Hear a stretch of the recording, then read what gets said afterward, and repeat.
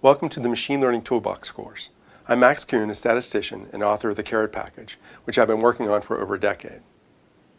Today, caret's one of the most widely used packages in R for supervised learning, also known as predictive modeling. Supervised learning is machine learning when you have a target variable, or something specific that you want to predict. A classic example of supervised learning is predicting what species an iris is based on its physical measurements.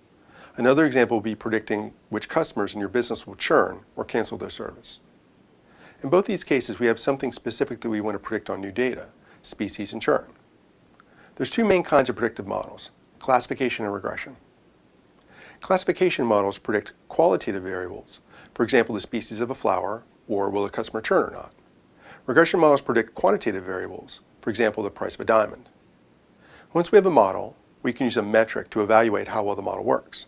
A metric is quantifiable, and it gives us an objective measure of how well the model predicts on new data. For regression problems, we'll focus on the root mean squared error, or RMSE, as our metric of choice. This is the error that linear regression models seek to minimize, for example, in the LM function in R. It's a good general purpose error metric and one of the most common ones for regression models. Unfortunately, it's common practice to calculate root mean squared error on the same data that we use to fit the model. This typically leads to over-optimistic estimates of model performance. This is also known as overfitting.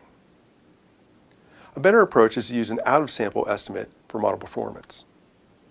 This is the approach caret takes because it simulates what happens in the real world and helps us avoid overfitting. However, it's useful to start off by looking at in-sample error so we can then contrast it later with out-of-sample error on the same data set. First, we load the empty cars dataset and fit a model to the first 20 rows. Next, we make an in-sample prediction using the predict function on our model. Finally, we calculate the root mean square on our training data and get pretty good results. Now, let's practice calculating root mean square error on some other data sets.